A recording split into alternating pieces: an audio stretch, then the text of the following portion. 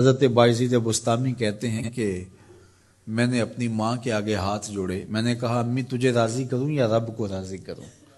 تو اپنے حق مجھے معاف کر دے، اللہ کو میں راضی کر لیتا ہوں۔ ماں نے کہا جاؤ پتر میں اجازت دیتی ہوں۔ گئے جنگلوں میں ذکر و فکر میں لگے رہے، تنہائی میں اس کو یاد کرتے رہے، دن رات ذکر کے چراغ روشن رکھے۔ 12 سال گزر گئے حق کی تلاش میں۔ ایک دن واپس بستام کے قریب سے گزر رہے تھے، خیال آیا چلتے چلتے ماں کو سلام کر جاؤں۔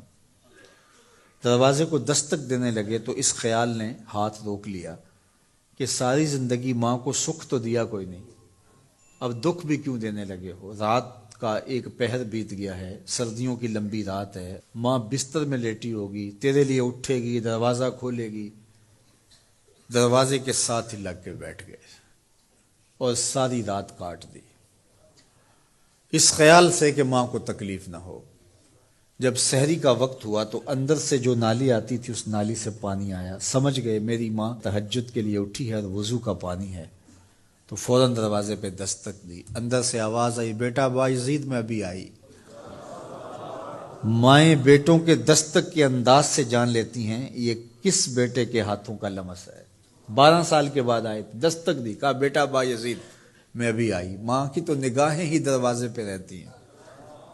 اللہ اکبر۔ کہتے ہیں کہ ماں نے دروازہ کھولا، 12 سال جنگلوں کی خاک چھانتے بیت گئی تھی، پراگندہ صورت، بکھرے ہوئے بال، پھٹے ہوئے کپڑے۔